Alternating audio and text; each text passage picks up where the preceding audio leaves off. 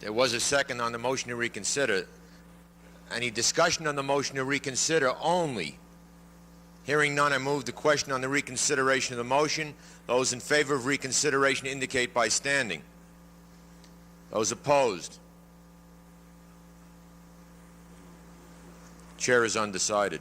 Let's call the question once again before the body. Voting reps, the question before you is on reconsideration only. Simple majority required. Those in favor of reconsideration of Article 9. Those opposed?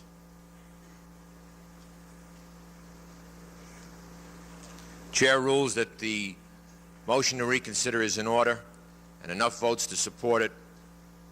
The question before the body now is the reconsideration of Article 9. Chair recognizes the delegate at microphone 2. I have a question of Mr. Peer, another hypothetical. As a terminal voting representative, I head for the convention. I cast the votes I was directed by the majority of my membership. I go back home. In my mailbox, there's a ballot, post-dated to a time prior to me leaving for the convention. However, it did not arrive until after I had left. What would be the Department of Labor's decision on that one? I don't think they would use that as a reason to render null and void the decision of this body. I think you act upon the circumstances as you know them, not as you subsequently find them out. We're in a discussion on Article 9. Recognize the delegate at microphone 6.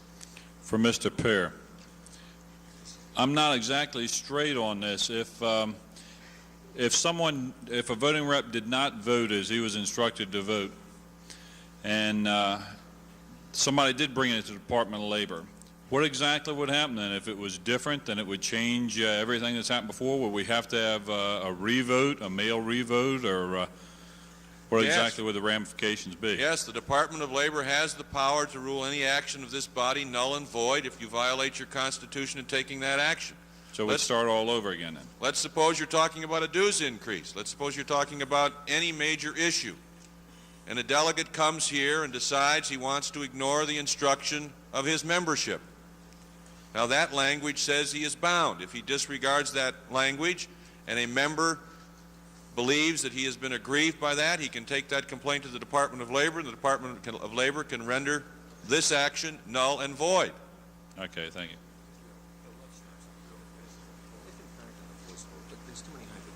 If an individual gets up and he makes the wrong call and the people present here know that, it can be challenged on the floor. There's no problem with it. Well, sure it can. I'm not ruling out a challenge on the floor. You know, I think we're getting into too many hypotheticals, if I could for a minute. With the voice call,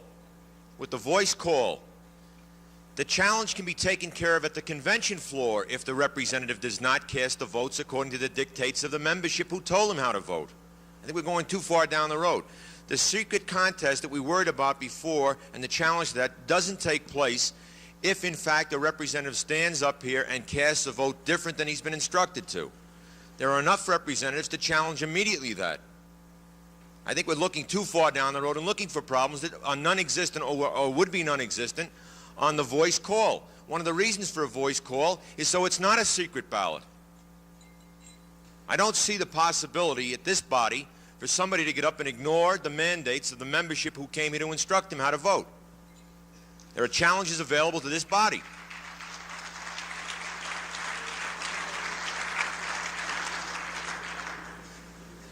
Discussion. But another problem could very possibly exist. What if after the body rules on some particular thing and an individual member that wasn't at this convention objects? He's entitled to the same right. He is entitled to that objection, Jack. He is. That's correct. Can I speak to this issue? Okay. Chair recognizes the Vice President. Okay, first of all, you're dealing in two different areas, and I'd like to clarify one thing that I discussed with you at the seminars.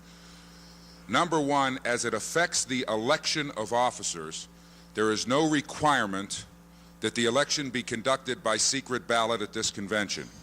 That's why the rules are in order for a roll call vote. When you call for a roll call vote, then the voting representative is mandated to vote as instructed by the people who instructed them. The other thing that you have to take into consideration, that inasmuch as an appeal of a decision made by a voting rep who violates an order of one of the facilities that he represents or the membership of the facility that he represents, the change in the vote has to affect the outcome of the election before they will uphold the appeal. Just because somebody files an appeal, it doesn't make any difference if the vote is 10,000 to 20 and somebody files an appeal, they're going to reverse the election. It has to affect the outcome of the election first. So I think we're going a little bit far on being afraid of the appeal. Chair recognizes the delegate at microphone 4. Chairman, I object to the consideration of the question on the motion, the amendment to reconsider. Chair rules you out of order because the body has acted on the reconsideration. We're now on a discussion of Article 10. Any further discussion? On Article 9. Question before the body is on Article 9, the amendment to the National Constitution, which was reconsidered. The body passed the reconsideration. That is the issue before the body right now. Article 10 of the proposed change to the National Constitution. Chair recognizes the delegate at microphone 4. Chairman, I rise to a point of order. I believe we're in a discussion and not a debate under the rules of order of the convention. And What is your point, sir? I ask you to reconsider acceptance of my objection to consideration of the question. That would be in order reconsideration. Is there a second to the reconsideration of the reconsideration? There's a second. Discussion.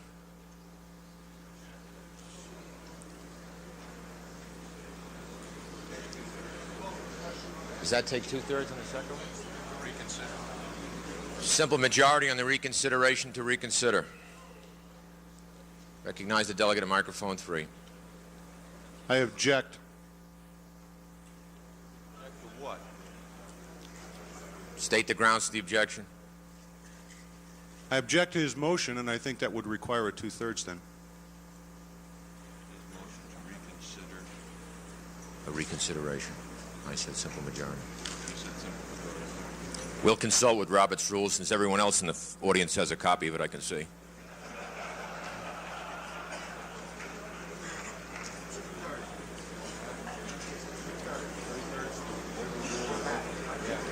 You sure? Let's look up. Back here, 2/3 to reconsider. The last objection is in order. It requires 2/3 on the motion to reconsider the reconsideration. Now, I know we have a lot of parliamentary experts out here, gentlemen. We're trying to expedite the proceedings of the business here. It's before us. We have now been almost 4 hours, and we have 40 untimely resolutions, the resolutions that are not before us yet, and the continuation of the business on the Constitution. I know they're important issues, but I would rather not get hung up on the technical areas that we seem to be going into right now. To reconsider the reconsideration requires 2/3. Any discussion on that issue? Those in favor of reconsidering the reconsideration indicate by standing. Those opposed? The reconsideration motion to reconsider fails. The question before the body is the reconsideration of Article 9, the proposed change to the National Constitution. Discussion. Hearing none, call for the question.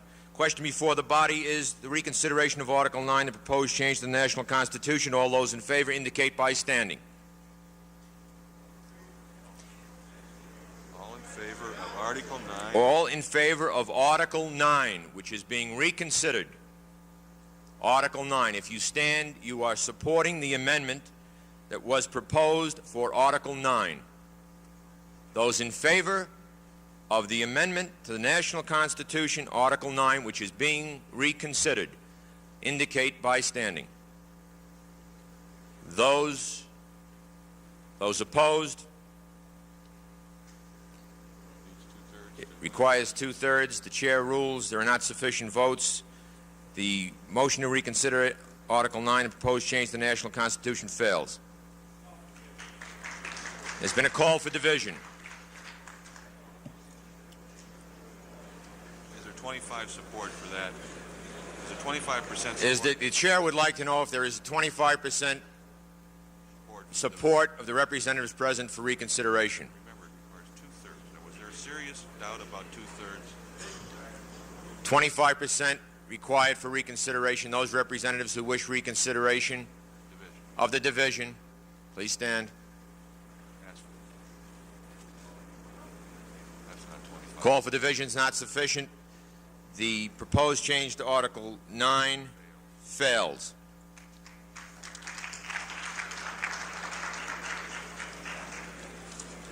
The next article for consideration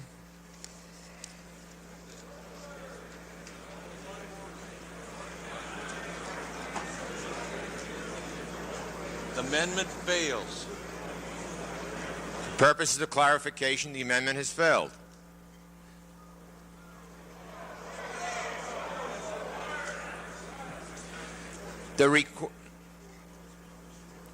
Gentlemen, there was a call for reconsideration.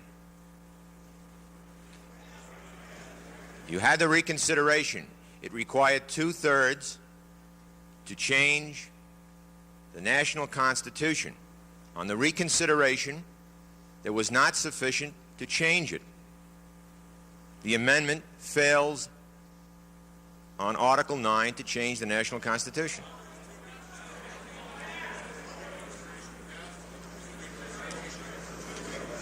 No, David. We were beyond that. The chair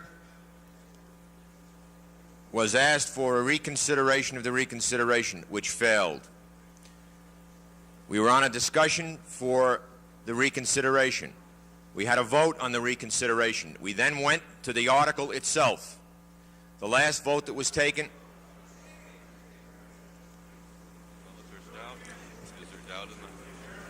If there's doubt by the body, they can make another motion to reconsider. Let me do it,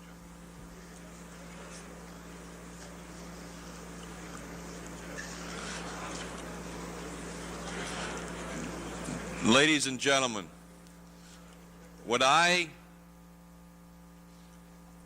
heard this body vote on were three separate things. First, there was a rejection of the motion to reconsider the motion to reconsider. There had already been acceptance of this gentleman's motion to reconsider Article 9.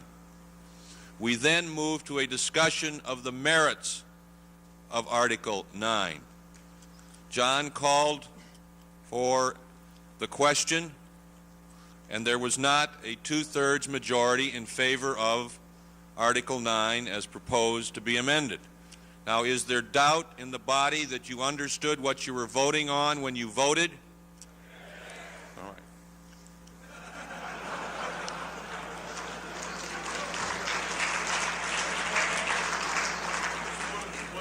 If there is that doubt, then we should return to a discussion on the merits of the proposed amendment to Article 9. Okay. A motion to reconsider again would not be in order, but in the event that there was some misunderstanding by the last vote, the chair is prepared to rule that this body can once again vote on Article 9. And you are voting simply on the amendment to the national constitution as you have before you that is not amended.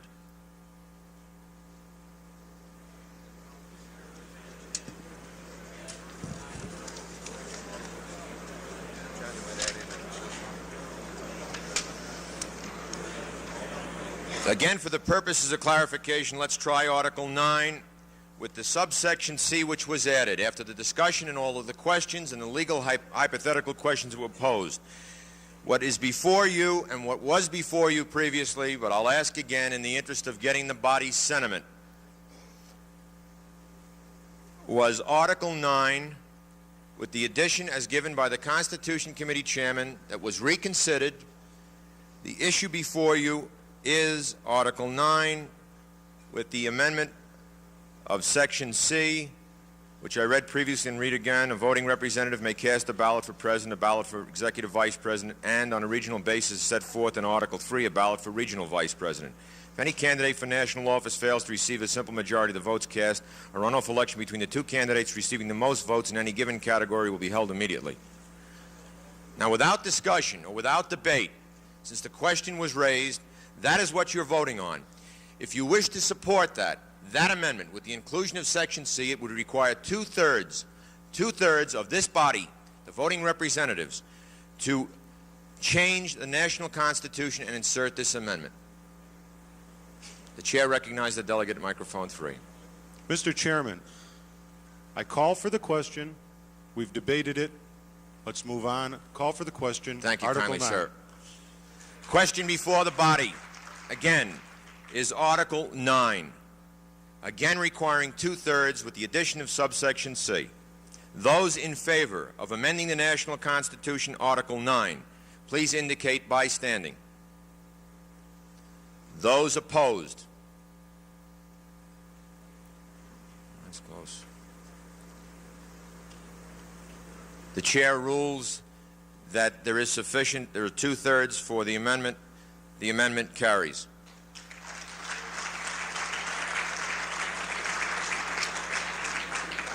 It's been a call for division. Chair recognizes the chairman of the Credentials Committee.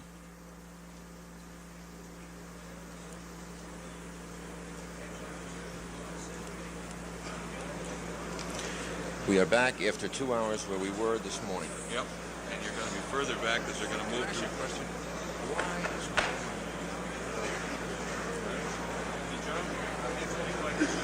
Oh, yes. Question, is there a 25% show of support for the call for division? Those in favor of the call for division indicate by standing.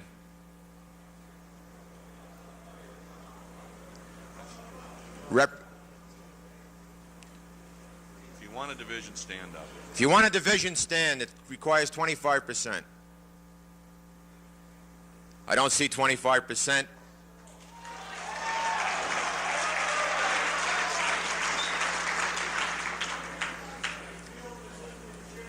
An appeal to the decision of the chair is in order. There's a second. Requiring a simple majority. Those that are in favor of the appeal to the chair, if you want a division, please indicate by standing. I believe the chair has sustained the amendment to Article 9 of the National Constitution. Carries. Next order of business.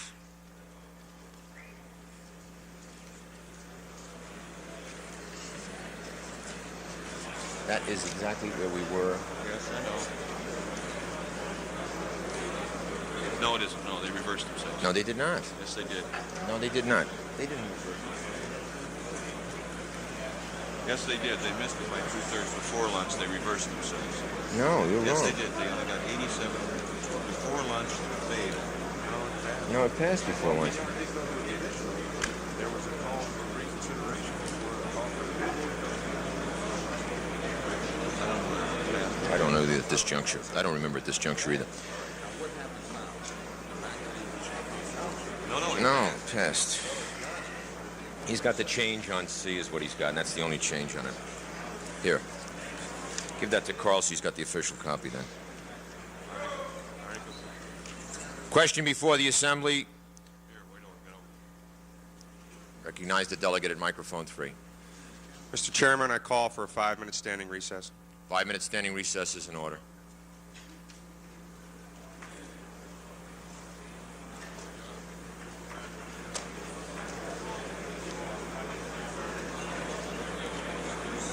Would somebody...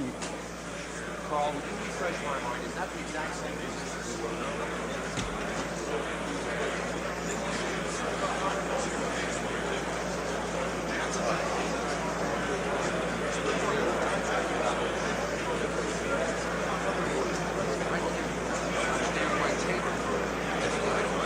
Should be, I agree with you, Dave. They should be non-controversial. I would hope so. What?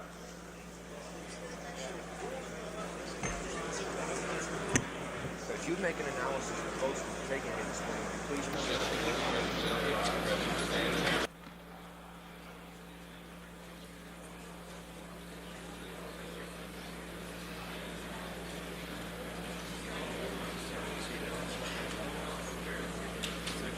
You'll bear with me just for a moment. I'd like to make a statement about what just transpired. This body voted yes, no, yes. On the rules that were adopted by this convention, it is not a numerical listing or a numerical representation when I ask for a standing vote. And I'll read for you again on the call for division, which I asked the body to represent or indicate to me whether there was 25%, which is sufficient.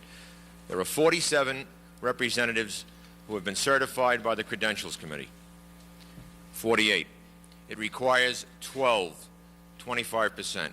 When I asked for those supporting the division, and I viewed the audience, I counted 11 or less. 12 is what requires the division.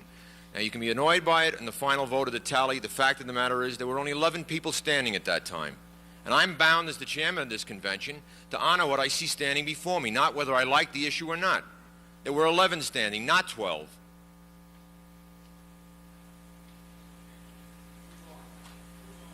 Chair recognizes the delegate at microphone 3. I'd like to state that also the same number on the Rules Committee also states that if there's a continued call for division to disrupt the order of business, I don't think that there's been a continuance of a call of division to disrupt the order of business, and I think you're doing a gross misjustice if you don't at least give us the benefit of the people that are objecting for a division.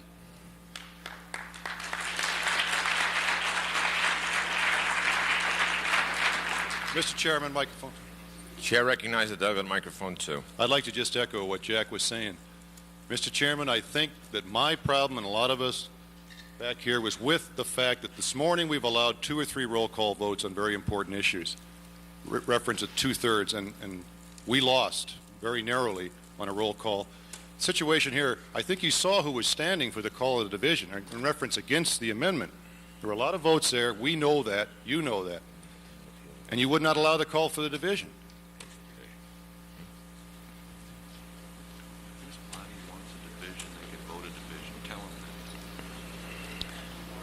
Let me state again, and I would think that those All we're asking is a roll call vote.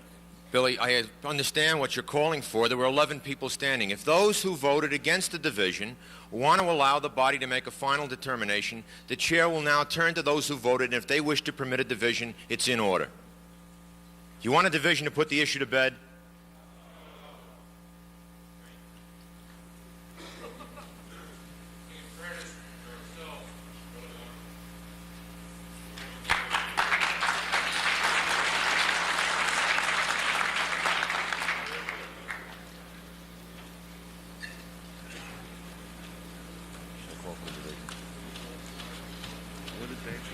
I didn't hear your comment, Dave.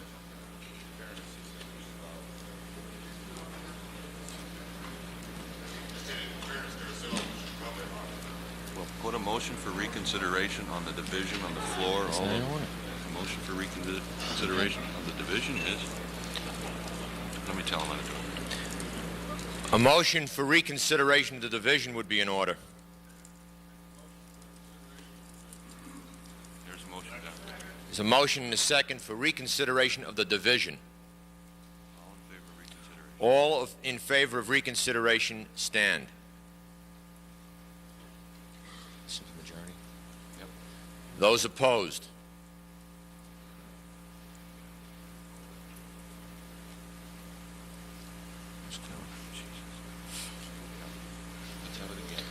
Please stand, and I'd like to count them this time. I'm not that fast. Start again. Those in favor of the reconsideration, please stand.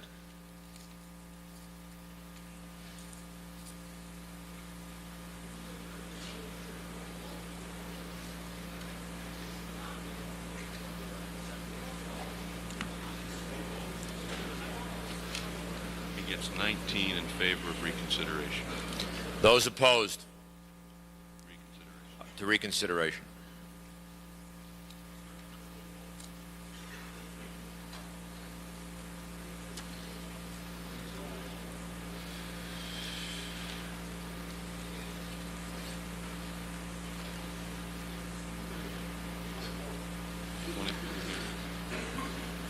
motion to reconsider the call for division fails. Next order of business before the Assembly.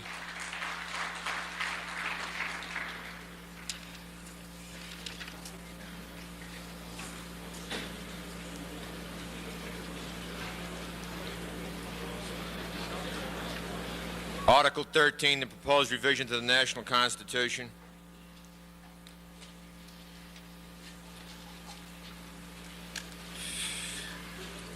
Discussion.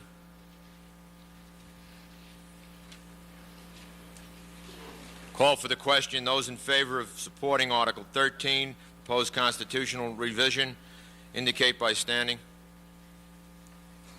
Those opposed? Article 13, proposed amendment to the National Constitution, passes. Next article before the body is Article 14, appeals. Discussion. Recognize the delegate at microphone 3. Mr. Chairman, Richard Scholl, Chicago Terminal Voting Rep. I'd like to make an amendment to the amendment. Article 14, Section 2B, first line, change 90 days to 120 days. Would you repeat that, Rich? Article 14, Section 2B, first line, change 90 days to 120 days. There's a proposed amendment to the amendment which is in order, substituting 120 for 90 days, Section 2B. Is there a second to the amendment to the amendment? It's a second. Discussion. Mr. Chairman, I happen to be involved in a hearing committee, and a great number of our hearing committee cases are conducted through the mail. It took our committee considerably longer than 90 days. I would like to change it to 120 for that reason. Further discussion. Recognize the gentleman, microphone 2. I also speak in favor of the amendment to the amendment. I served on the same appeals committee, and it's kind of tough to compress it down in 90 days and find the facts and do a good job. Further discussion. Seeing none, the question before the body is the amendment to the amendment, change on Section 2 of Article 14, Paragraph B, substitution of 120 for 90 days. Those in favor of the amendment to the amendment indicate by standing. Those opposed? The amendment to the amendment carries. The question before the body now is the amendment to Article 14 as amended. Discussion. Call for the question. Article 14 of the National Constitution as amended with the amendment of the 120 days for 90 days is before the body. Those in favor of the amendment to the National Constitution, Article 14, indicate by standing. Those opposed? Amendment carries.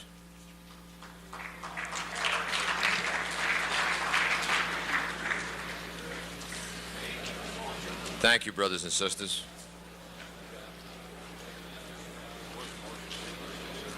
Now you're back here, John, to... No, there wasn't. There wasn't a formal motion before to reconsider the other one. What? No, there was nothing. There was nothing formal. Nothing yet. Came up They there. may do it tomorrow. Chair recognizes the chairman of the fine. Recognize the delegate at microphone 2. Mr. Chairman, I'd like to call for reconsideration on the question of Article 6, Sections 6 and 7. I voted with the prevailing side, and I wish to call for reconsideration.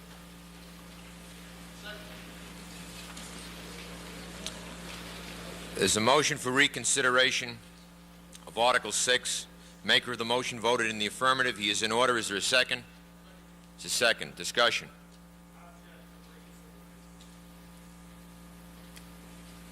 It's an objection to the reconsideration. Just a discussion on any votes against it. We're discussing the motion to reconsideration. That's just an objection to it. It's a second to the objection. That doesn't make any difference, John. That's just, all he does is vote against the motion to reconsider. If I could indicate to my brother, that could be taken care of, that objection in the vote itself, if you'd let it proceed. There was a second to the reconsideration, and we're in a discussion. So we can expedite the proceeding that way. Rather than raise the objection, I would think you can do it in the formal manner with the vote. Discussion. Yes, I feel that the issue was not adequately amended. I wish to, if it is reconsidered, I wish to amend it to make it more palatable to the...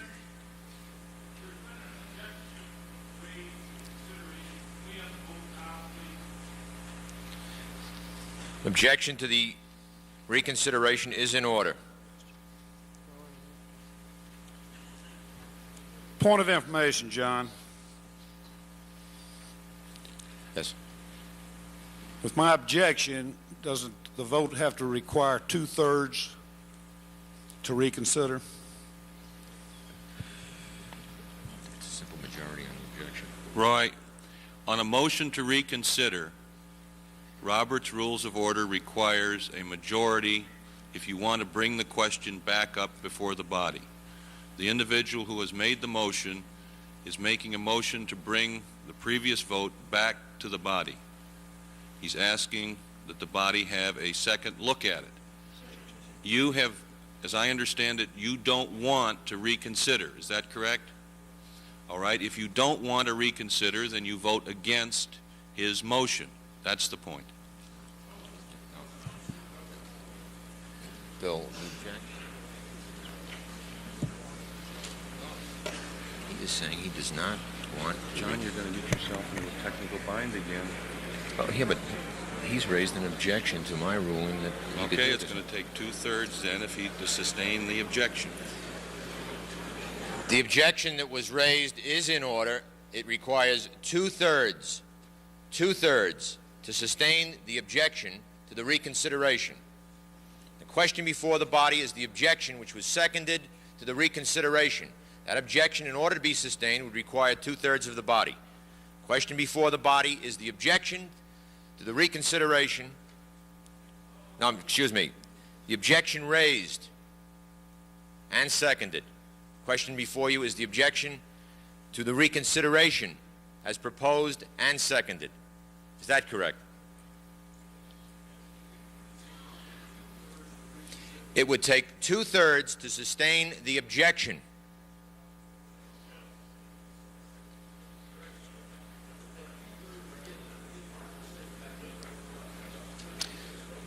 We're not talking about Article 6, gentlemen, right now. We're simply talking about the objection raised by Mr. Roy Blair.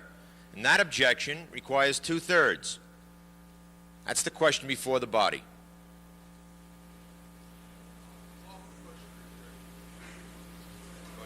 It's a call for the question on the objection. Those in favor of... Recognize the delegate at microphone 5.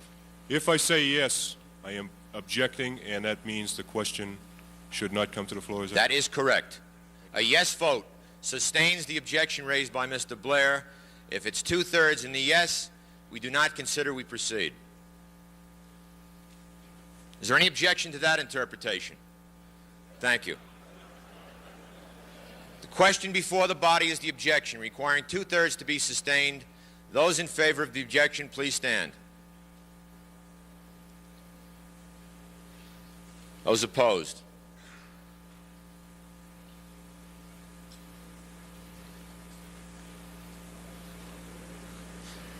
The objection is not sustained in the eyes of the chair. The issue before the body now is the reconsideration of Article 6. It was seconded. Discussion.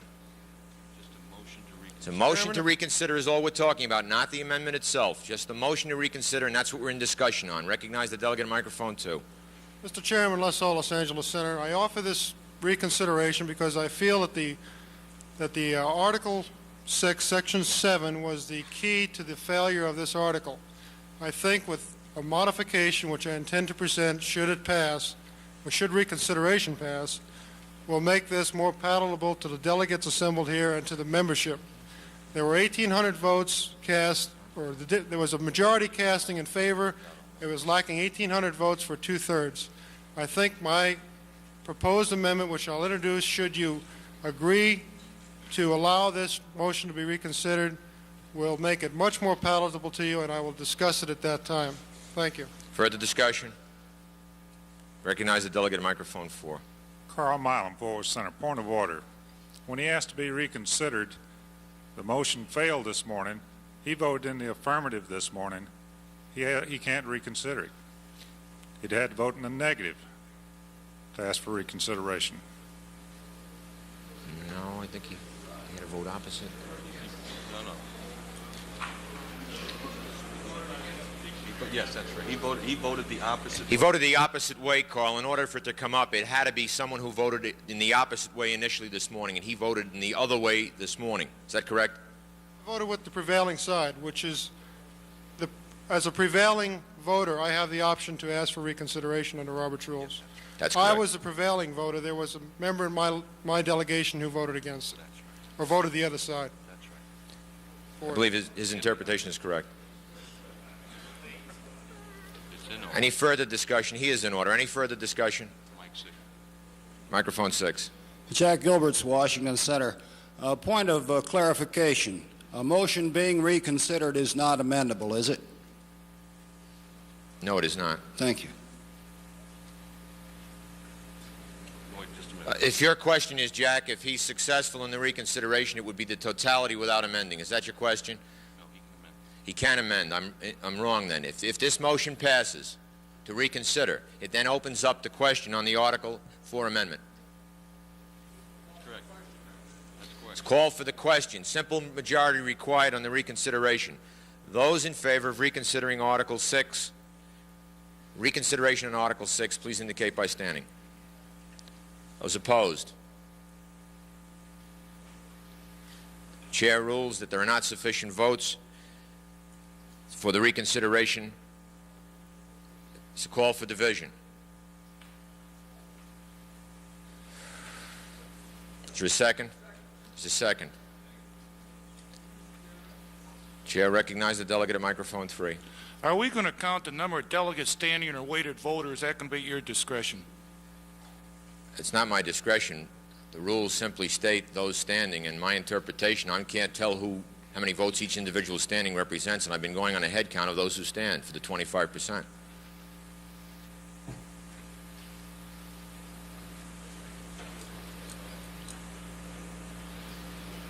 Call for division and seconded. Those in favor of call for division indicate by standing. 3, 4, 5, 6, 7, 8, 9. Chairman of the Credentials Committee, call the roll.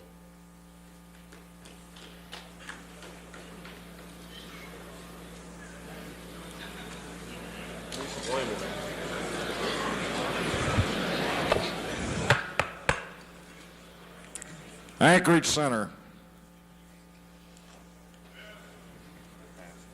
Anchorage Center passes. Anchorage Center, yes. Anchorage Terminals. Anchorage Terminal, yes. Albuquerque Center. No. Albuquerque Center, no. Albuquerque Terminals. No. Albuquerque Terminals, no. Atlanta Center. No. Atlanta Center, no. Atlanta Terminals. Atlanta Terminals, no. Balboa C-Route. Balboa C-Route, no. Boston Center. Boston Center, no. Boston Terminals. Yes. Boston Terminals, yes. Chicago Center. Chicago Center, no. Chicago Terminals. Yes. Yes. Chicago Terminals. Cleveland Center. Yes. Cleveland Center, yes. Cleveland Terminals. Cleveland Terminals, yes. Denver Center. Denver Center, yes. Denver Terminals. Denver Terminals, yes. Fort Worth Center. Fort Worth Center, no. Fort Worth Terminals. Fort Worth Terminals is divided. 414 yes, 35 no. Fort Worth Terminals, 414 yes, 35 no. Guam C-Route. Guam C-Route, yes. Honolulu Center. Honolulu Center, 112 yes, 1 no. Honolulu Center, 112 yes, 1 no. Please keep it down, quiet, so we can hear the Honolulu Terminals. Honolulu Terminals, yes. Houston Center. Houston Center, no. Houston Terminals. Houston Terminals, no. Indianapolis Center. Indianapolis Center, no. Indianapolis Terminals. Indianapolis Terminals, 158 no, 45 yes. 100. 158 no, 45 yes. Indianapolis Terminals, 45 yes, 158 no. Jacksonville Center.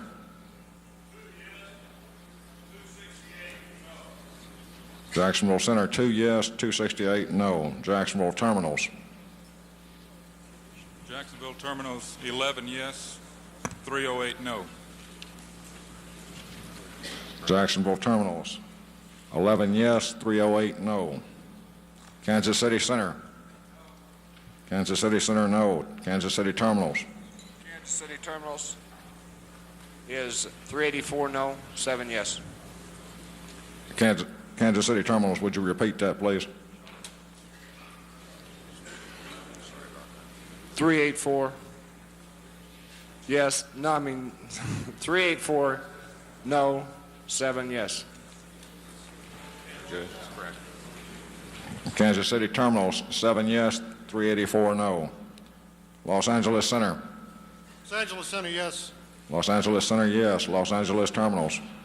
Yes, 714, no, 4. Los Angeles Terminals, 714 yes, 4 no. Memphis Center. Memphis Center, no. Memphis Terminals. Memphis Terminals, no. Miami Center. Miami Center, no. Miami Terminals. Miami Terminals, no. Minneapolis Center. Minneapolis Center, yes. Minneapolis Terminals. Minneapolis Terminals, yes. New York Center. Yes. New York Center, yes. New York Terminals. New York Terminals, yes. Oakland Center. Oakland Center, yes. Oakland Terminals. Oakland Terminals, 124 yes, 256 no. Oakland Terminals, 124 yes, 256 no. Salt Lake City Center. Salt Lake City Center, yes. Salt Lake City Terminals. Salt Lake City Terminals, yes. San Juan Center. San Juan Center, no. San Juan Terminals.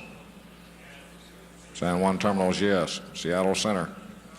Seattle Center, no. Seattle Terminals. Seattle Terminals, no. Washington Center. Washington Center, yes. Washington Terminals. Yeah, Washington Terminals, yes. Thank you. Yes, vote. Yes, votes first.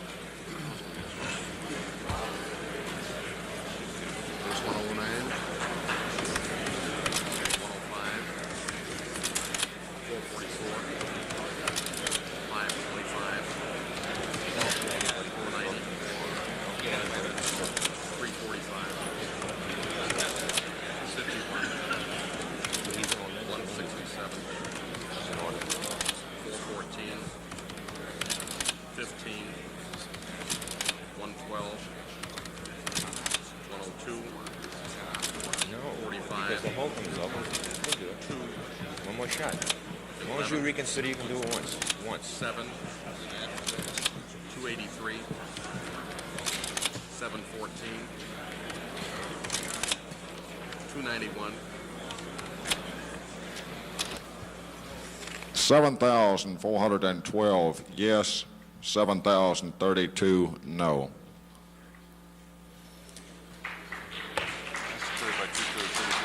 The vote on the motion to reconsider is in the affirmative. The question before the body now is the reconsideration of Article 6. Chair recognizes Delegate at microphone 2. Chairman. Mr. Chairman, Les Hall, Los Angeles Center. I wish to amend the language of Article 6, Section 7. As I said earlier, I believe this change will make this article much more palatable to the delegates assembled and to the general membership. And I'll read my letter, which was sent out to all voting reps, and it was copies on the tables, but apparently not everybody has them, so I'll read it out loud. We at Los Angeles Center are unable to accept the conditions of membership that would be imposed by the passage of the new Article 6, Section 7 without some modification. We feel the language of the proposed article would do little to discourage members from bidding and accepting temporary EPDS positions, but will have the effect of eroding the membership of those locals where they have temporary EPDS positions.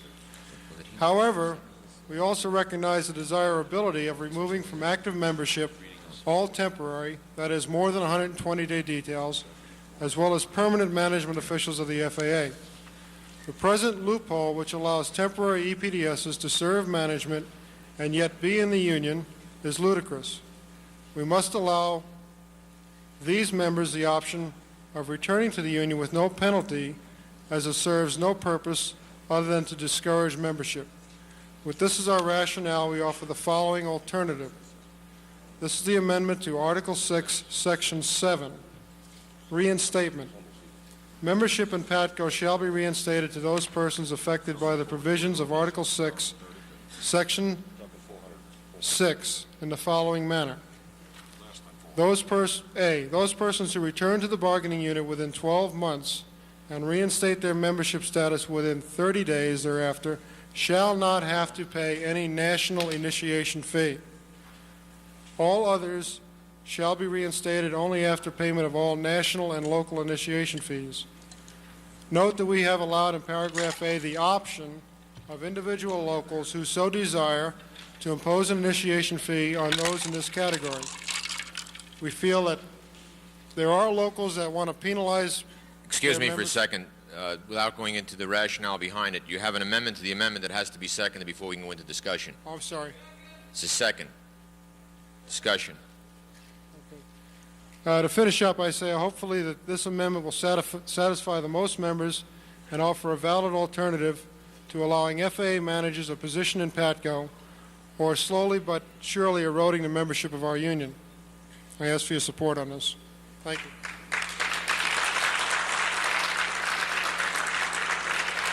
Are there any copies for the chair or for anyone else on the amendment to the amendment?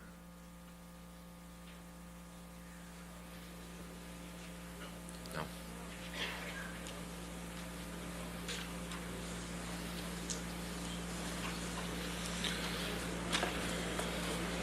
Does everybody have that? Do all of the reps have the amendment to the amendment? It was just proposed and seconded. I'll read it. Amendment to Article 6, Section 7, reinstatement. Membership in PATCO shall be reinstated to those persons affected by the provisions of Article 6, Section 6 in the following manner. A, those persons who return to the bargaining unit within 12 months and reinstate their membership status within 30 days thereafter shall not have to pay any national initiation fee. B, all others shall be reinstated only after payment of all national and local initiation fees. Is that the totality of the amendment to the amendment? Is there a second to that? There was a second to it. We're in discussion. Mr. Hall, Les? With two sections, is that correct, on the amendment to the amendment that's in your newsletter, in that letter that was disseminated? It's A and B, and that's the totality of the amendment to the amendment? That's the total of the amendment to the amendment. Discussion. Recognize the delegate at microphone 3. Sean Plano from Cleveland Center, and I support the amendment that Mr. Hall has made. It provides an opportunity for an EPDS to go to the, or a member to go to the training department, but not hold office of this organization, and he can come back to the membership without any penalty. Thank you. Discussion. Recognize the delegate at microphone 2. I agree with the basic idea of the amendment to the amendment. But I'm wondering, are we going to be able to withhold membership in the national organization pending the payment of local initiation fees?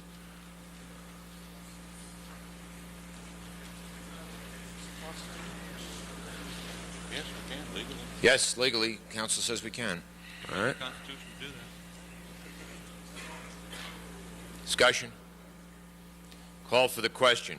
We're on the amendment to the amendment to Article 6. Requires a simple majority. Those supporting the amendment to the amendment indicate by standing. Those opposed?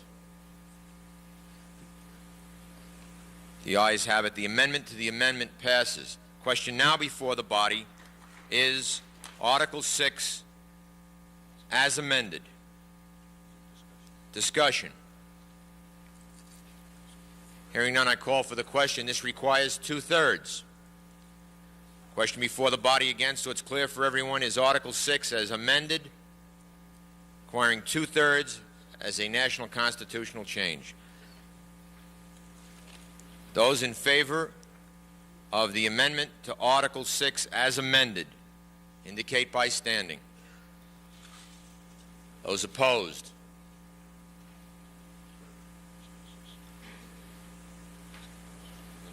Chair calls for division.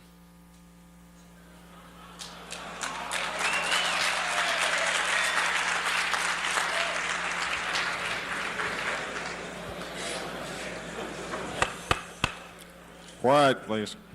Anchorage Center. Anchorage Center, yes. Anchorage Terminals. Anchorage Terminals, yes. Albuquerque Center. Albuquerque Center, no. Albuquerque Terminals. Albuquerque Terminals, no. Atlanta Center. Atlanta Center, no. Atlanta Terminals. Atlanta Terminals, no. Balboa C-Rap. Balboa C-Rap, yes. Boston Center. Boston Center, yes. Boston Terminals. Boston Terminals. Boston Terminal 334 yes, 110 no. Boston Terminals 334 yes, 110 no. Chicago Center. Chicago Center, no. Chicago Terminals. Chicago Terminals, yes.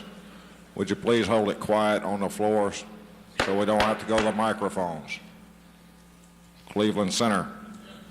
Cleveland Center, yes. Cleveland Terminals. Cleveland Terminals, yes. Denver Center. Denver Center, 201 yes, 50 no. Denver Terminals. Denver Terminals, yes. Fort Worth Center. Fort Worth Center, no. Fort Worth Terminals. Fort Worth Terminals passes. Guam C-Rap. Guam C-Rap, yes. Honolulu Center. Honolulu Center, yes. Honolulu Terminals. Honolulu Terminals, yes. Houston Center.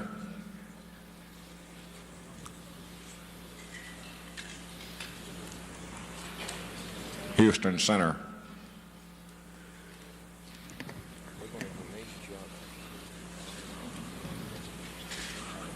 Houston Center, 178 for, 179 against. Houston Center is 178 yes, 179 no's. Houston Terminals. Houston Terminals, yes. Indianapolis Center. Indianapolis Center, no. Indianapolis Terminals. Indianapolis Terminals, yes. Jacksonville Center. Jacksonville Center, yes. Jacksonville Terminals. Jacksonville Terminals, yes. Kansas City Center. Kansas City Center, no. Kansas City Terminals.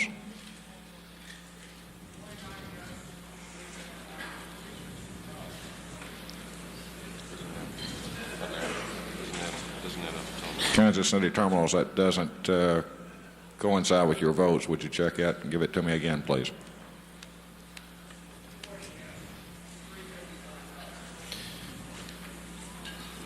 $40 yes, 351 no for Kansas City Terminals. Los Angeles Center. Los Angeles Center, yes. Los Angeles Terminals. Los Angeles Terminals again, please. Pass. Los Angeles Terminals passed. Memphis Center. Memphis Center, no. Memphis Terminals. Memphis Terminals, no. Miami Center. Miami Center, 303 yes, 1 no. Miami Center, 303 yes, 1 no. Miami Terminals. Miami Terminals, no. Minneapolis Center. Minneapolis Center, yes. Minneapolis Terminals. Minneapolis Terminals, yes. New York Center. Yes. New York Center, yes. New York Terminals. New York Terminals, yes. Oakland Center. Yes. Oakland Center, yes. Oakland Terminals. Oakland Terminal, 45 yes, 335 no. Oakland Terminals, 45 yes, 335 no. Salt Lake City Center. 79 yes, 1 no. Salt Lake City Center. Salt Lake City Terminals. Salt Lake City Terminals, yes. San Juan Center. San Juan Center, yes. San Juan Terminals. San Juan Terminals, yes. Seattle Center. Seattle Center, yes. Seattle Terminals.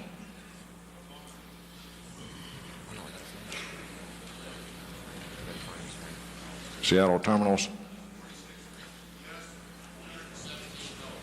That's right. That's what I figured. 217 no. 217 no. Seattle Terminals is 46 yes, 217 no. Washington Center. Washington Center, yes. Washington Terminals. Washington Terminals, 470 yes, and regrettably, 1 no. Washington Terminals, 470 yes, 1 no. Fort Worth Terminals. Fort Worth Terminals is split again. 92 yes, 357 no.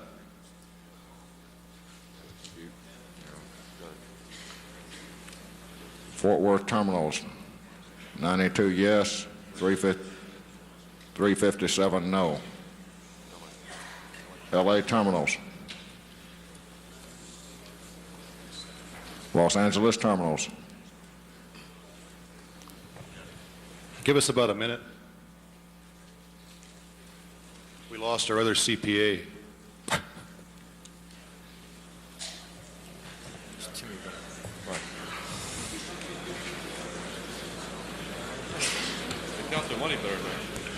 Los Angeles Terminals 702-4, 16 against. Los Angeles Terminals, 702-4, 702 yes, 16 no. Thank you. Boston Terminal, like a correction on their votes. Boston Terminals. Yes, 416 yes, 28 no.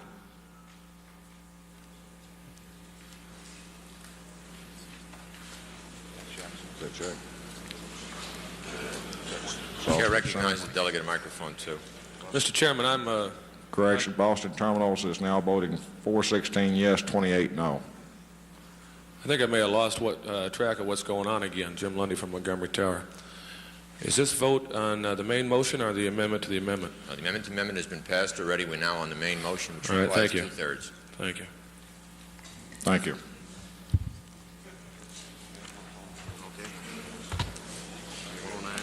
Voting on Article 6 is amended, Jim.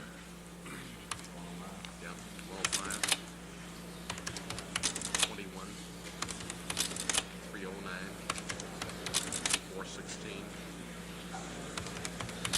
525, 490.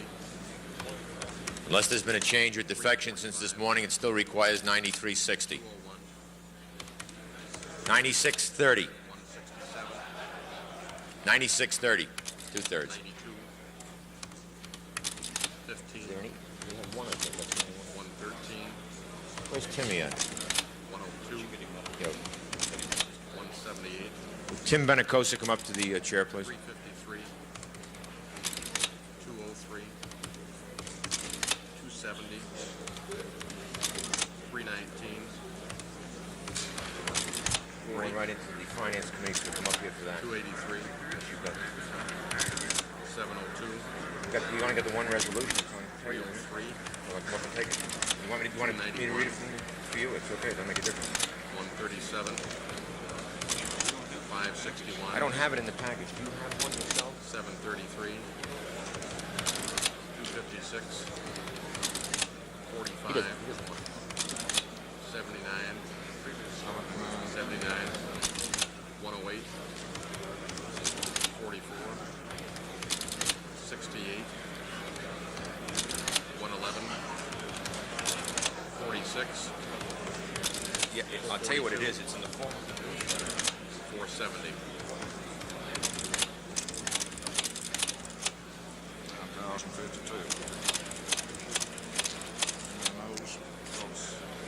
One 178, 124, 396, 552, 28, 538, 50, 307,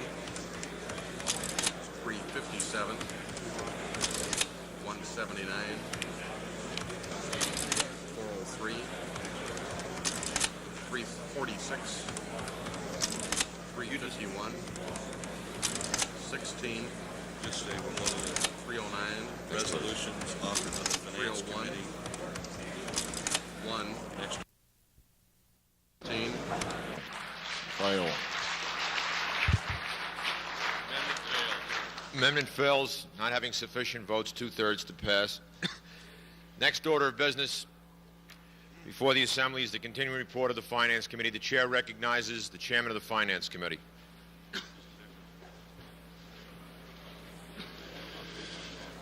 Whereas the National Finance Committee is required by the National Constitution, Article 7, Section 4, to review and recommend the salaries of the national officers annually, be it resolved that commencing January 1, 1979, the salary of President shall be $52,000 per year. The salary of Executive Vice President shall be $46,000 per year, and the salary of the Regional Vice President shall be $40,000 per year.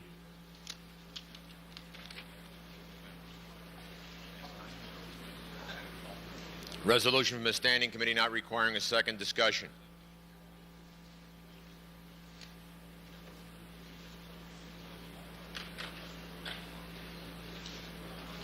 Gentleman, microphone 4, wish to speak? Recognize the gentleman, microphone 4. Carl Settle, Fort Worth Terminals. I have an amendment to the resolution. Amendment to the resolution is in order. Is there a second? Would you read the amendment first before we get a second?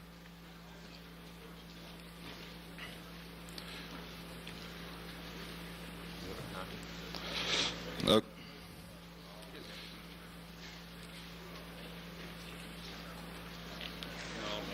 Does the chair recognize the second? You read the amendment before we get the second, please. Okay.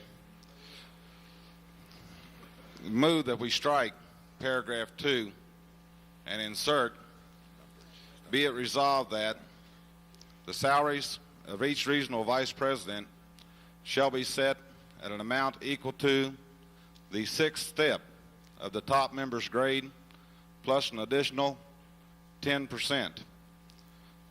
Item 2, the salary of the Executive Vice President set at the amount described in Section 1 with an additional 20%.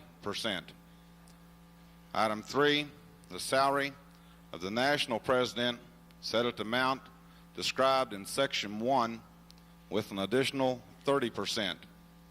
Item 4, in addition to the above salaries, each national officer shall receive an additional increase of 2.5% per year of office to a maximum of 12.5% above the base salary stated in sections 1, 2, and 3. The rationale. Is there a second to the amendment? It's a second. Discussion? Proceed. Okay. Basically, what it would amount to for the members here, I have distributed amongst the tables, and there have been a few minor changes, but the salary for the regional vice president would be $39,462. It's giving him a 10% increase. The salary of the executive vice president would be a 30% increase, set at a salary of $47,354. The national president would be $51,300, and the second year it would increase above what the present resolution would be. Discussion?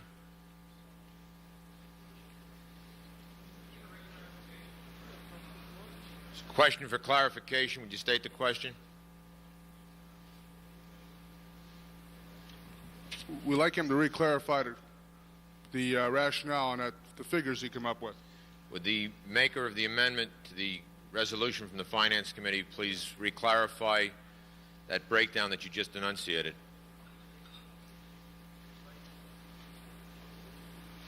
Hello? Okay, here we go. Anyhow, it's based on step 6 of a GS 14, which is the highest controller grade. And figuring on the regional vice president, you have 10%, which would bring it up to $39,462. If you're adding you have, as it reads, that you have a 10% at the bottom, that you are also including that into the 30%, like for the national president, which would in fact make him getting 40%. The rationale is, as written, during the past conventions, much time is needlessly spent reviewing and attempting to increase the national officer salaries.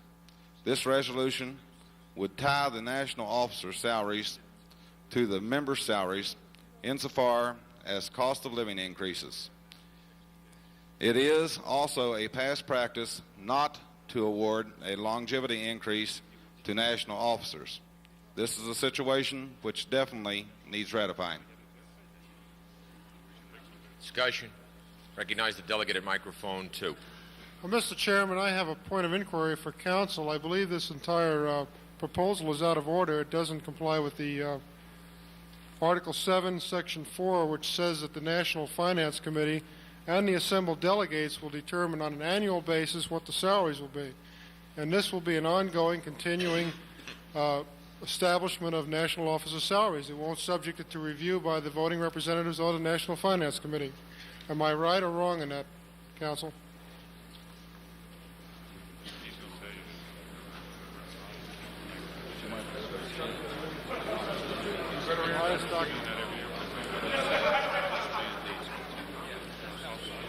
Well, that's true. That may be. Mr. Chairman.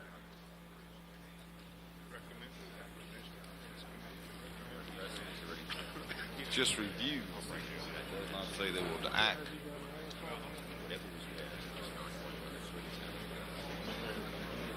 No, I don't. Yeah, but if this was passed, it would still be subject. But is this right here the top number? That's within the entire year? Yes, it'll be based on the year. Okay, so for example, Pacific Region, regardless of what his top number is. one of the questions, what is the base salary? Is that base, this one right This here? here base, this here is Not plus the 10%. You're talking about This here would step be added. 6. This here would be added to it. You're talking about step 6. What we're talking about is the longevity increase from 2.5% up to a maximum of 12.5%. So it would be the step 6. Give us a few years leeway. Step 6 of 14 plus 22.5%. Right. Okay, that's what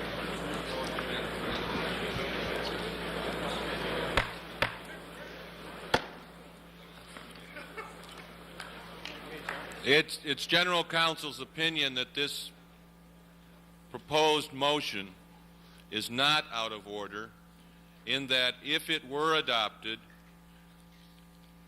it would still be permissible next year for the Finance Committee to review the salary situation, to offer any amendment or any resolution next year which might alter what has been adopted this year. So therefore, it would be in order. In addition, general counsel notes that the procedure for annual increases does have an established precedent within the organization and was not objected to when it was adopted before. So this is in order. It does not preempt the authority of the Finance Committee next year. Discussion. Recognize the delegate at microphone 2. Tim Benencosa, Finance Committee. I take issue with the last one over here. It said there's a whole lot of time spent on officer salaries in the last few years. That's not correct.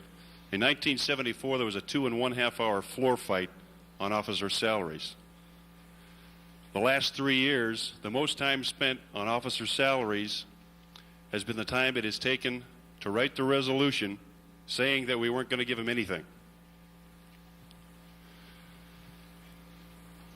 In addition, I think that the committee has come up with a workable range of salaries, a fair range of salaries, and we did not take our job lightly. Our first committee meeting in December of last year for this convention, we brought it up.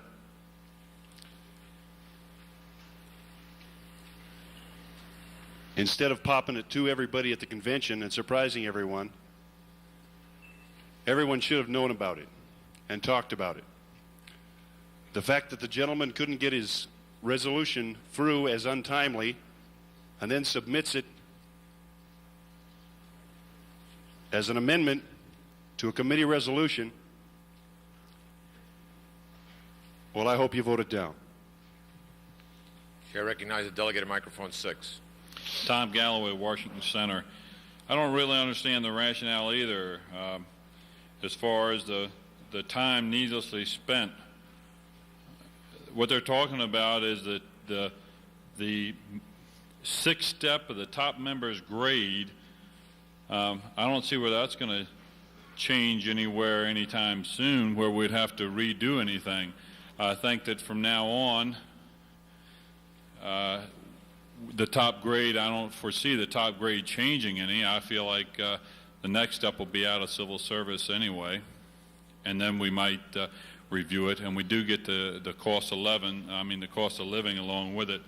So I like to, I hope it doesn't pass either. Recognize the delegate at microphone 5. Gary Hart, Houston Center. I just have a question, John. Would you direct either the Finance Committee or the maker of the amendment to calculate now what range of salary we are talking about for each of the officers in question? I'm confused in my own mind what the impact of this particular amendment would be. Is your question what this percentage breaks down to, and you want those figures given again by the maker of the... No, sir, I'm asking that you direct someone with a calculator here to figure out and bring to the attention of the Assembly how much money we're talking about. I think we're overlooking the 2.5% per year. Yeah, but he's still talking about, it's item 4 that I'd like calculated into the figures.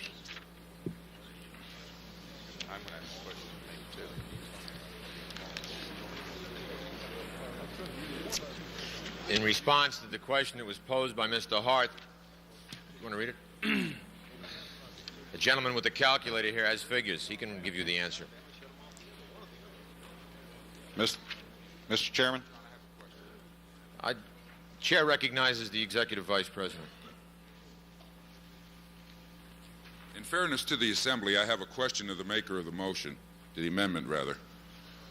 The last part of the amendment that states that 2.5% is given to each individual for service, does that start from the time that this particular amendment passes, or is that for a cumulative service to the organization?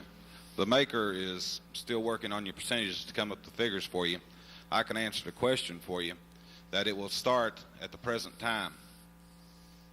It starts at the present time and not for the accumulative time that any officer may have in the organization. That is correct. It will start now. I would like to also speak in that most of the members of PATCO would like to see national officers tied in with our salaries. That way it gives a little bit of incentive at the national board. If they get us a raise, they also get a raise. If they can get the bill through Congress, they will get a raise along with it, which is, I think, what the general membership is wanting to see, instead of setting them at a set salary and saying that's their salary, to have it where they are tied in with the controller and keep Sam active working for us. Recognize the delegate at microphone 2. Microphone 2. Yeah, point of information, John. Does the Pacific region have any GS-14 facilities? Well, then what would the VPs, would he be 13 step 6 plus this 10% or whatever they figured under this amendment? Maker of the amendment to the resolution, care to respond? All VPs, their base salary would be the same regardless of which region he's in. That's not what it says. It says, it does not state region. It just states that each regional vice president, his members, shall we say, the highest controller's grade is a GS-14. The resolution reads members grade, and I would assume that the maker of the motion meant national membership rather than breakdown by region. Recognize the delegate at microphone 3. Question. It's a call for the question. Recognize the gentleman in microphone 2 first. He had figures he wanted For to. those who wanted the figures, Regional Vice President, $39,462.50. Executive Vice President, $43,050. And the National President is $46,637. That is figuring the 10%, then 20%, then 30% on top of the top grade, or the GS 13, or GS 14, step 6. No. Is that based on current time? Is that what you're saying? Mr. Chairman. Recognize the delegate at microphone 4. That's a pay cut. It's a call for the question on the floor. The question before the body. Is there a second to the call for the question? Is a second. Is a point of clarification in order? Point of clarification. When I talked to the Finance Committee, talking to Tim, he said that the comparability raise is included. This will pass, and there will also be a comparability raise. If this is amended like this, you get 5.5% every year, plus 5.5. Is there a double comparability raise? You'd have to ask the maker of the motion. I'm not certain what his intention was. Mr. Settle, would you care to respond? Recognize the delegate at microphone 4. Bob Burns from DFW Tracom. I'm the original maker of this amendment. I did not. First, let me clarify for the Finance Committee. This was attempted to be forwarded to you about 4 months ago. Got lost somewhere from the person I gave it to. I will apologize for dropping it on you as I did. Okay, the salary ranges. The Step 6 controller grade, top member's grade plus 10% comes to $39,462. The 12.5% maximum longevity after 5 years would be a top pay raise of $44,394 and change. The salary of the executive vice president is 20% above the regional vice president's salary, which is a base of $47,354. The longevity would give him a maximum of $53,273 and change. The salary of the national president is a tentative 30% above the regional vice president's, which would be a base of $51,300, and after the maximum longevity raises would be $57,712. The reason for the longevity raises: how would you like to have someone checking your facility off the street? You're a GS-14. You've been sitting there working traffic for 10 years. He comes in, and the day he walks in that facility, he makes the same money as you. Now, gentlemen, this is not right. A regional vice president working himself to death in the western region for 6 years. Somebody comes into the Rocky Mountain region or Central region as a brand new regional VP, makes the same money with no experience. It isn't right, gentlemen. This was my intent. If it's taken wrong, I'm sorry, but I think it's good. I would not have presented it. Thank you.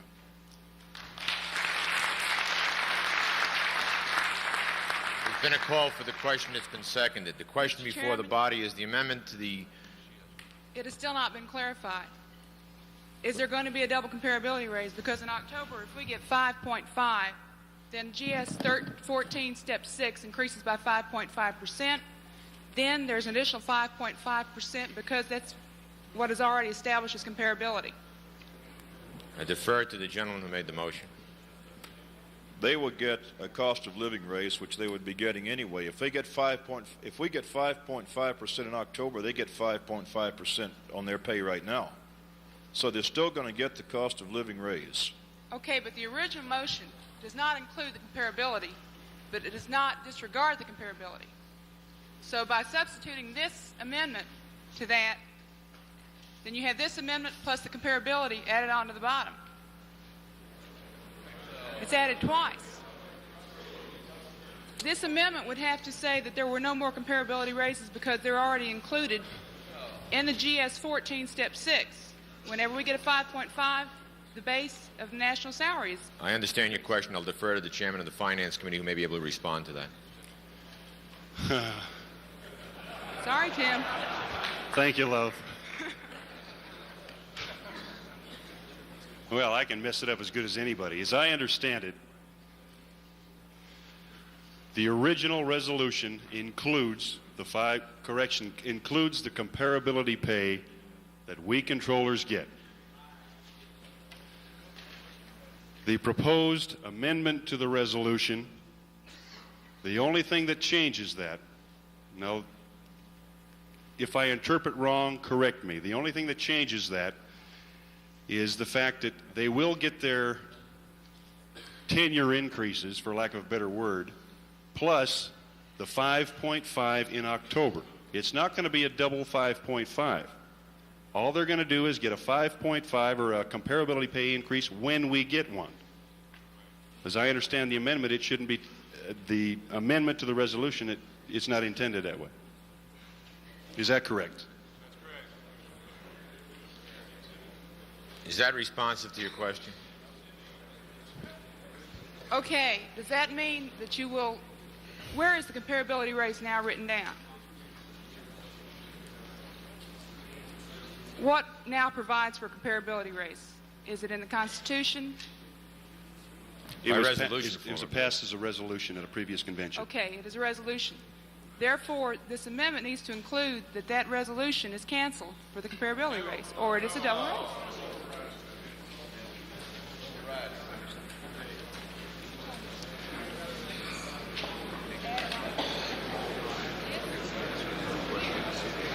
Amendment addresses money for service, not comparability. Service to the organization. John? Mr. Chairman? Recognize the delegate at microphone 3. Possibly a clarification for, I don't know. The resolution that was passed regarding comparability pay increases, I believe in 1975 or 1976, was separate and apart from any pay raise that would be given to the, or recommended by the Finance Committee. Regardless of what comes out, the other resolution would still stand. They are still entitled to a comparability pay increase, and it should remain that way. Thank you, Jack. Call for the question. Recognize the delegate at microphone 5. Maybe to help clarify the young lady's question, if the 5.5 comes in this year, based on this amendment to the resolution, the VP salaries will be $41,632.94. Thank you. Call for the question on the amendment to the resolution has been seconded. Those in favor of the amendment to the resolution of the National Finance Committee indicate by standing. Those opposed? Amendment fails. Back now on the National Finance Committee resolution. Mr. Chairman. Chair recognizes delegate microphone 3. John Polino, Cleveland Center. I'd like to make an amendment to the National Finance Committee resolution. Amendment to the resolution is in order. Read the amendment. The amendment is in the second paragraph. Be resolved that commencing July 1, 1978, the salary of the President shall be at $52,000 per year. Salary Executive Vice President shall be at $46,000 per year, and the rest of the thing remains the same.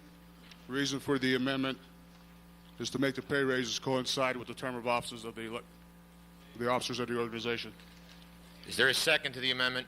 There's a second. The amendment to the National Finance Committee resolution is the deletion of January 1st, 79 and a substitution of July 1st, 1978. Discussion. Call for the question. Recognize the delegate approaching microphone 2. Tim Benincosa, Finance Committee. The feeling of the committee was that on the January 1 date, as opposed to the July of this year, 78 date, that is January 1st of next year, the increase this year would be 17.92%. If we did it July 1, 78, it's 11.78 from this point on the January 1 increase. The Executive Vice President under the January increase is 10%.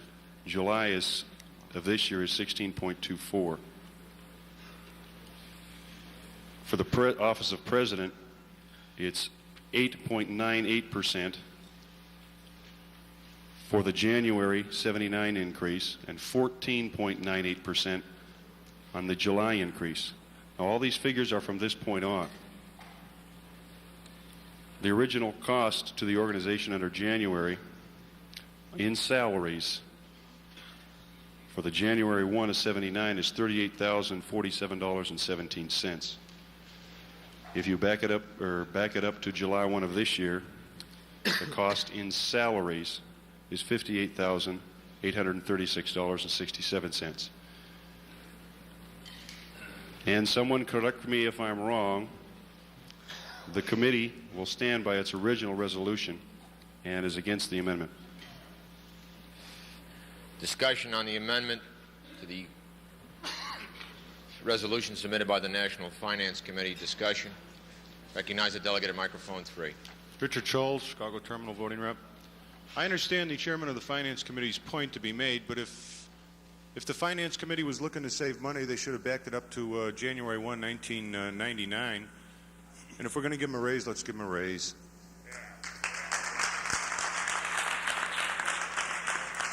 Discussion. Recognize the delegate at microphone 2.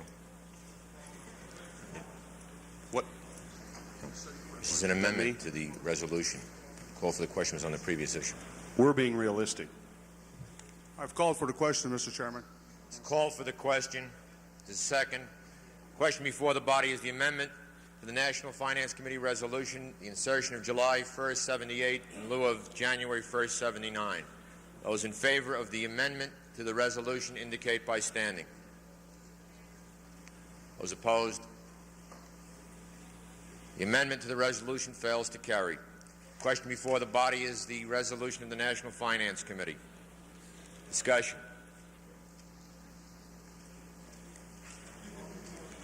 Call for the question. Second. Second. Question before the body is proposal of the National Finance Committee resolution. The proposal by the National Finance Committee in resolution form. And the language is January 1st of 79. Those in favor of the resolution submitted by the Finance Committee indicate by standing. Those opposed?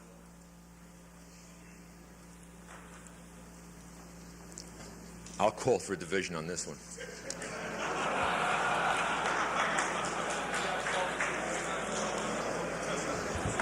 I want to see who my friends are.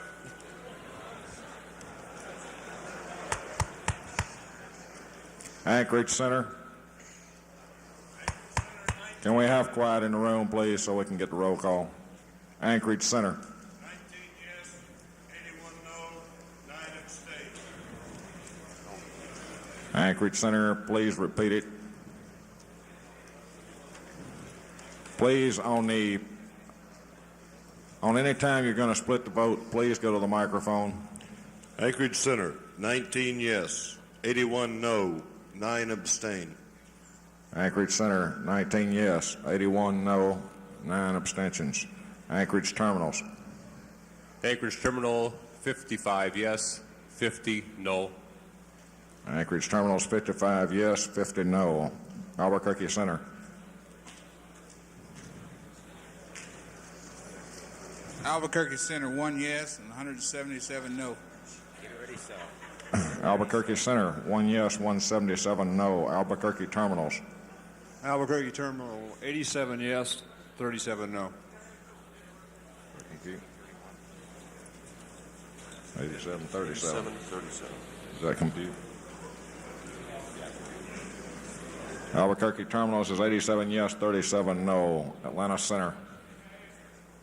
Atlanta Center passes. Atlanta Terminals. Atlanta Terminals, 526 yes, 26 no.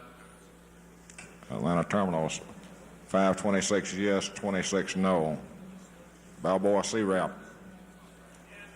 Balboa C-Rap yes. Boston Center. Boston Center no. Boston Terminals. Boston Terminal 299 for, 145 against. Boston Terminals, 299 yes, 145 no. Chicago Center. Chicago Center, yes. Chicago Terminals. Chicago Terminals, 20 no, 505 yes. Chicago Terminals, 505 yes, 20 no's. Cleveland Center.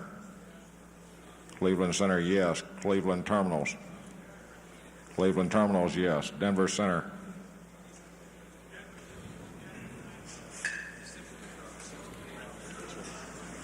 Denver Center, 61 yes, 190 no. Denver Terminals. Denver Terminals, no. Fort Worth Center. Fort Worth Center, yes. Fort Worth Terminals. Yes. Fort Worth Terminals, yes. Guam CRAP. Guam CRAP, no. Honolulu Center. Honolulu Center, 113 no. Honolulu Center, 113 no. Honolulu Terminals. Honolulu Terminals, no. Houston Center. Houston Center, 306 yes, 51 no. Houston Center, 306 yes, 51 no. Houston Terminals. Houston Terminals, yes. Indianapolis Center. Indianapolis Center, yes. Indianapolis Terminals. Indianapolis Terminals, yes. Indianapolis Terminals, yes. Jacksonville Center.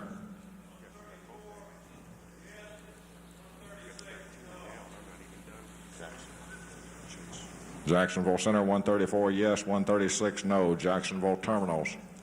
Jacksonville Terminals, 86 no, 233 yes.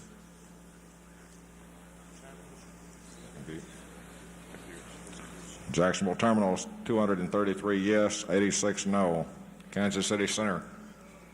Kansas City Center, no. Kansas City Terminals.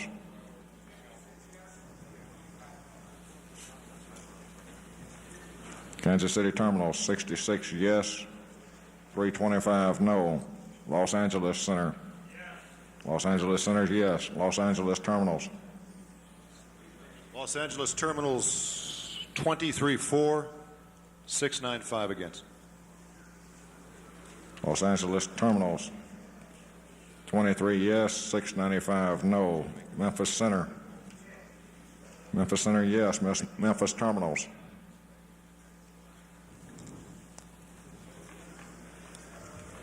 Excuse me, Memphis Terminals, 209 yes, 92 no. Memphis Terminals, 209 yes, 92 no. Miami Center. Tomorrow morning at 9:30. Miami Center passes. Miami Terminals. Miami Terminals, yes. Minneapolis Center. 276 no, 15 yes. Minneapolis Center. 15 yes, 276 no. Minneapolis Terminals. Minneapolis Terminals, no. New York Center. New York Center votes 561 gladly and appreciably yes. New York Center, yes. Please hold it down, please. We'll expedite it if we can go right through. New York Terminals. New York Terminals passes. Oakland Center. Oakland Center passes. Oakland Terminals. Oakland Terminals, 2 yes, 376 no, 2 abstain. Oakland Terminals, 2 yes, 376 no's, 2 abstentions. Salt Lake City Center. Salt Lake City Center, no. Salt Lake City Terminals. 2 yes, 106 no. Salt Lake City Terminals. San Juan Center. San Juan Center, yes. San Juan Terminals. San Juan Center, correction. San Juan Terminals, yes. Seattle Center. Seattle Center, no. Seattle Terminals. Seattle Terminals, no. Washington Center. Washington Center, yes. Washington Terminals. Washington Terminals, 463 yes, we're your friends, and 8 no. Washington Terminals, 463 yes, 8 no's. Atlanta Center.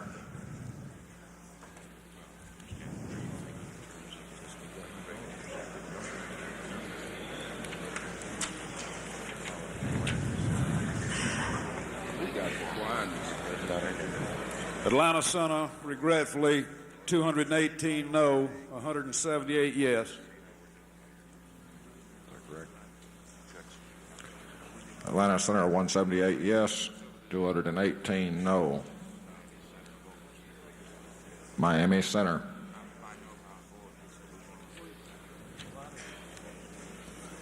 Miami Center, 303 yes. Correction, 304 yes. Miami Center, 304 yes. Oakland. We got Oakland. New York Terminals is next. New York Terminals. New York Terminals, yes.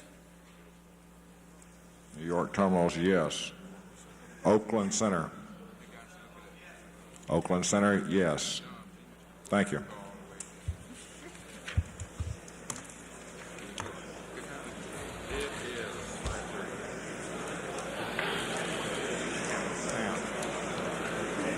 Let's go. 19. 19. 55. 1. 87. 178. Timely resolution. 526. Oh, it's in the packet. Okay. 21. 299. 538. 505. 490. 345. 61. 307. 449. 306. 353. 403. 203. 134. 233. 66. 283. 23. 309. 209. 304. While they're tallying, the intent of the chair is to continue with the timely resolutions as the next order of business, and then the untimely without a break, so that we can get the business finished. If there's no objection, we'll continue with the timely resolutions, then the untimely resolutions afterwards. 244. Recognize delegate microphone 2. Inquiry, John. Did you say we're not going to have a break? We're going to go through all timely and then untimely? No break at all tonight? I don't believe so. If we take a break and we break for 2 hours and try to get business going again, I don't think we can accomplish it tonight or finish it tonight, Bill. Think about 30 minutes. We could take a 15-minute break if you'd like afterwards, but I meant no sustained break for dinner or anything. We go right through the timely and the untimelies. Okay? This is practice for the negotiating committee. 309. 145. 180. 190. 167. John, can we at least rotate positions then?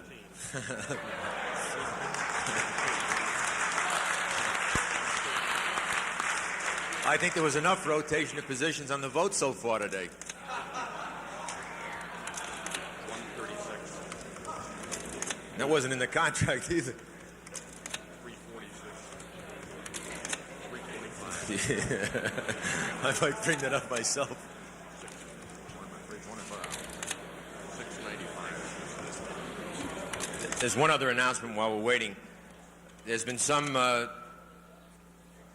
a number of requests for a repeat of that publication seminar which was conducted earlier, and there will be a repeat for those who publish newsletters or want to go to the publication seminar. It will be conducted by Lee Hawthorne, the editor of our newsletter, at 9:30 a.m. tomorrow at the Magisham West at 9:30. For those who wanted or missed the first publication seminar, or those that want to repeat it. 9695. And 11 abstentions.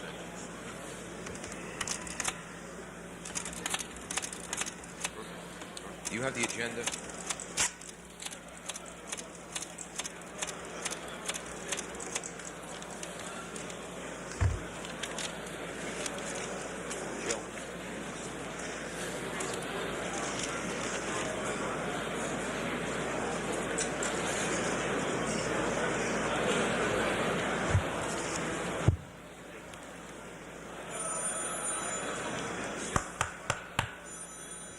your attention. 9,695 yes, 4,738 no. You've passed.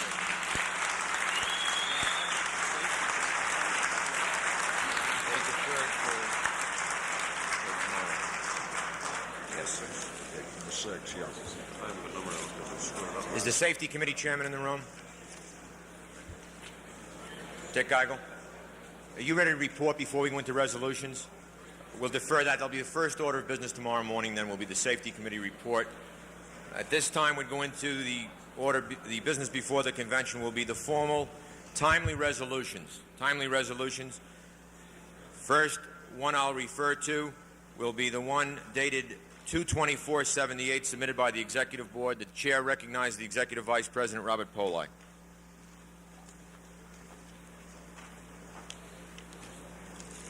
Okay, now as far as the parliamentary procedures, the resolution is entered. No, it's not. It is before the body. Yeah. All of these resolutions are properly before the body and need no second. 9, did you get it? Look at that. By 300 votes.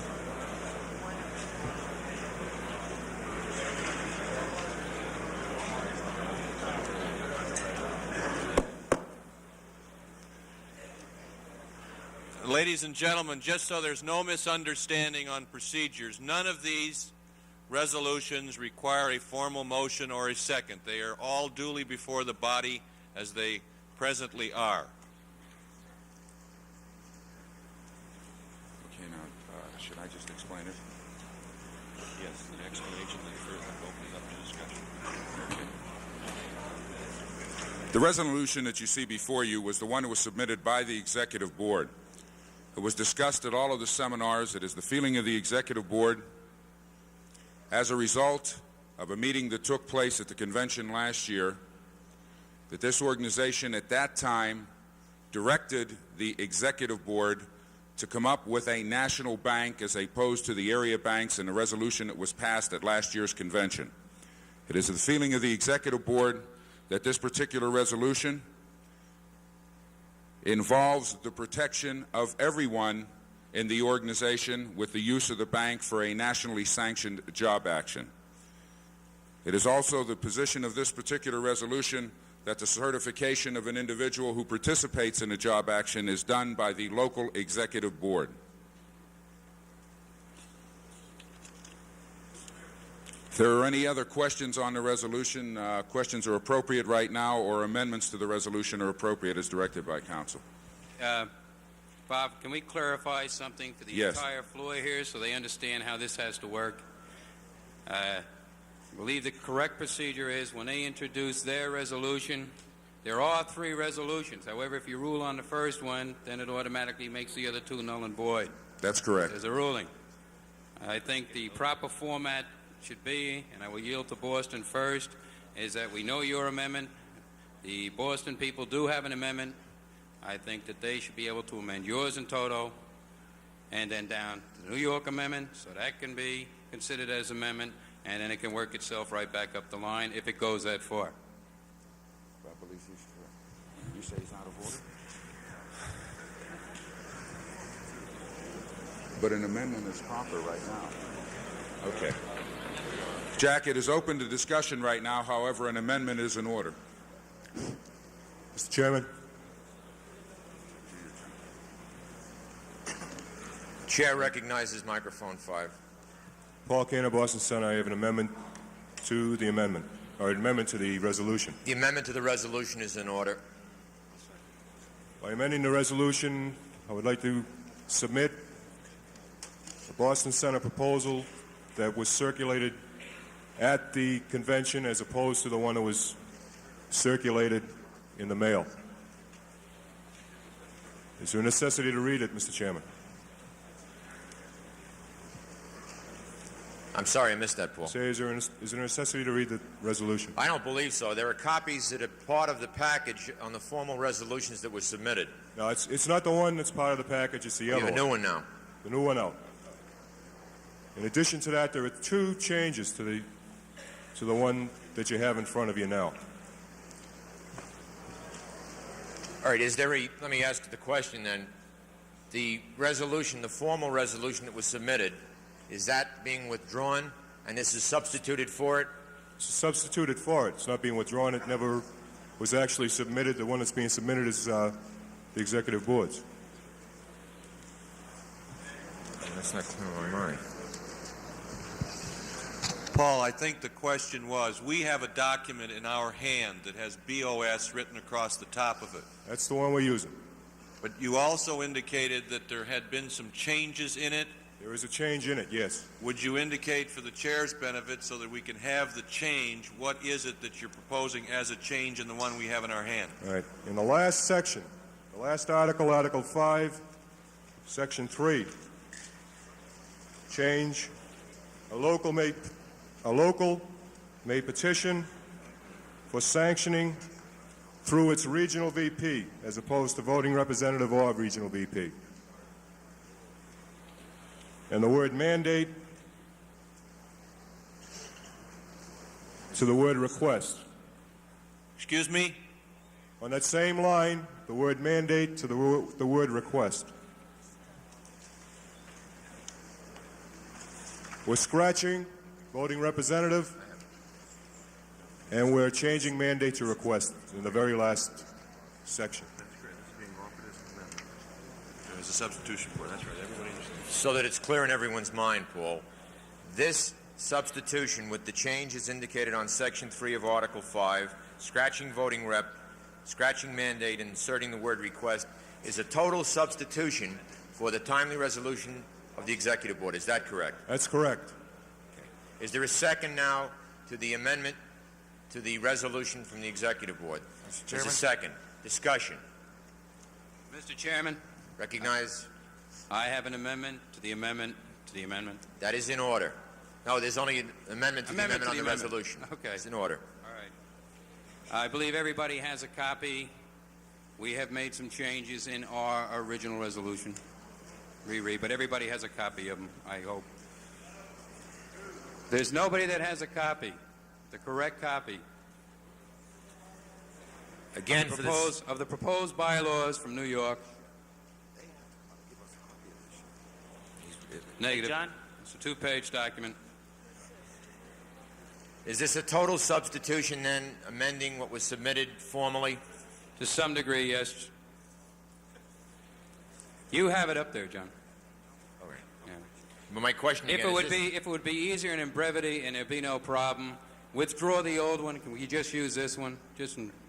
We're now, all right, what you're proposing before the body is an amendment to the amendment, and what you're substituting is this two-page document. Does everyone have a copy of the two-page document? That is correct. No, I'm not saying that you have one. I'm saying that John's correct.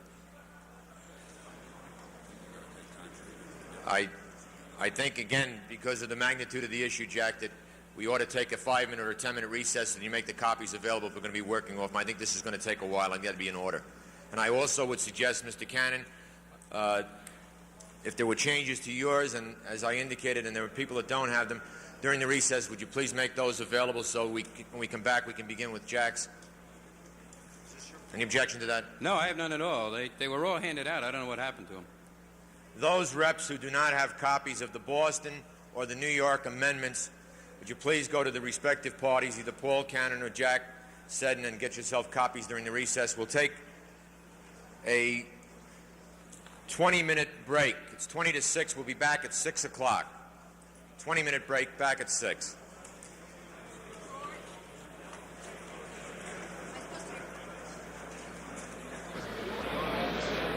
.305-69 will be hosting an orgy after today's business is completed in Suite 13, should I say it?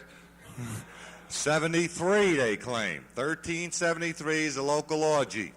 Whatever you're doing, when you come, we would like at least 2 of them at the podium, one for the chair and one for the official minutes, in writing, so we can keep up with you people. Just 2 you bring to the chair, one for the chair, one for the official minutes of the convention.